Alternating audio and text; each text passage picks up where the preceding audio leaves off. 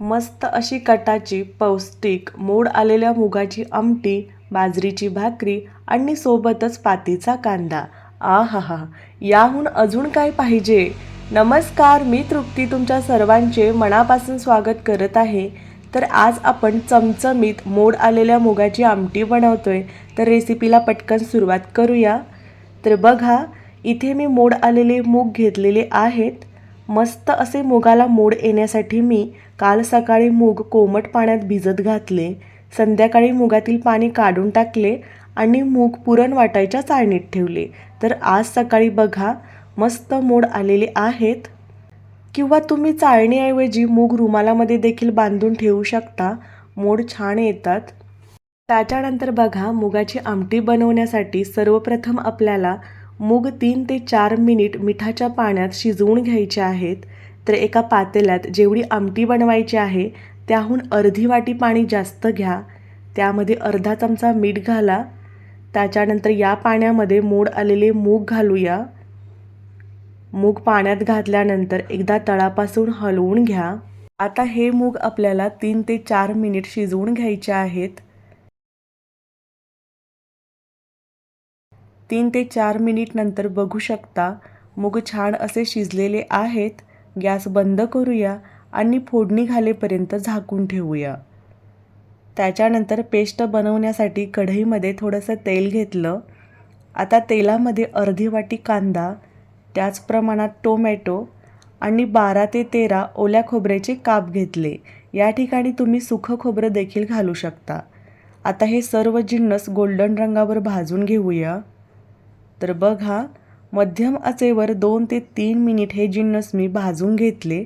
आता थंड होण्यासाठी प्लेटमध्ये काढून घेऊया. तर बघा, जिन्नस पूर्णपणे थंड झाले.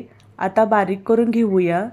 तर मिक्सरच्या भांड्यात भाजून घेतलेले जिन्नस, त्याचबरोबर थोडीशी कोथिंबीर थोडीच घाला, नाहीतर भाजीचा रंग काळसर होऊ शकतो.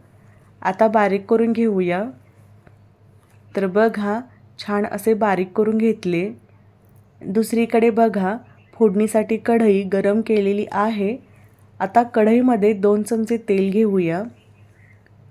तेल गरम झाल्यानंतर तेलामध्ये पाव चमचा मोहरी, त्याच प्रमाणात जिरे, तसेच 1 चमचा ठेचून घेतलेला लसूण, त्याचबरोबर 3 ते 4 कढीपत्त्याची पाने आणि अर्धी वाटी बारीक चिरलेला कांदा.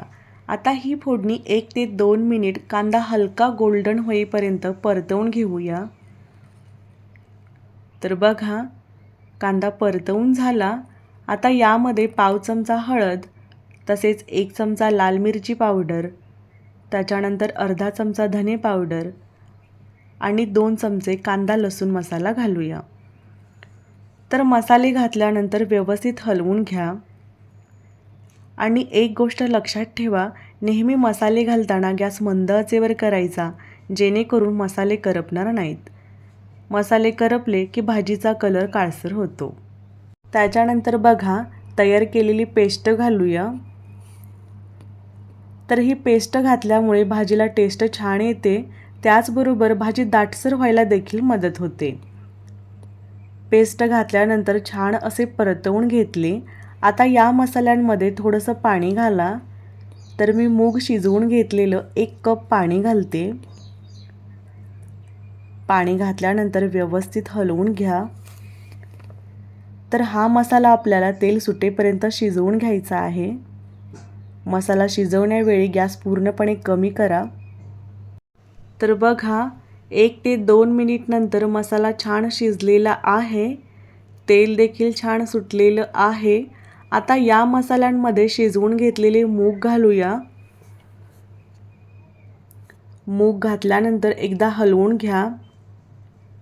गरज असेल तरच मीठ घाला, कारण आपण मूग शिजवून घेताना मीठ घातलेलं आहे. तुम्हाला आमटी अजून हवी असेल तर वरून थोडंसं कोमट पाणी घालू शकता. तर बघा, आता या आमटीला आपल्याला खळखळून उकळी आणायची आहे. तर काही वेळातच आमटीला उकळी आली. आता गॅस मंद आचेवर करायचा, म्हणजे भाजीला तर्री छान येते. जेवढी भाजी तुम्ही मंद आचेवर शिजवून घ्याल तेवढी भाजीला तर्री छान येते आणि चवीलाही छान लागते. त्याच्यानंतर शेवटी आमटीवर कट केलेली कोथिंबीर घाला आणि कोथिंबीर नेहमी गॅस बंद करायच्या आधी 1 ते 2 मिनिट टाका, म्हणजे कोथिंबीर भाजीमध्ये काळसर दिसणार नाही. तर या ठिकाणी मोड आलेल्या मुगाची आमटी तयार झालेली आहे. मस्त अशी तर्री देखील आलेली आहे आणि आमटी म्हणाल तर मस्त दाटसर देखील झालेली आहे. बघू शकता. तर मी माझ्या आईची आमटी करण्याची पद्धत या व्हिडिओद्वारे तुम्हाला शेअर केलेली आहे. एकदा या पद्धतीने तुम्ही नक्की मोड आलेल्या मुगाची आमटी बनवा. खरंच खूप भारी लागते. जर तुम्हाला आजची रेसिपी आवडली असेल तर प्लीज व्हिडिओला लाईक करा आणि आपल्या चॅनेलवर नवीन असाल तर चॅनेलला सबस्क्राईब करा. भेटू अशाच एका चमचमीत टिफिन रेसिपीमध्ये. तोपर्यंत धन्यवाद.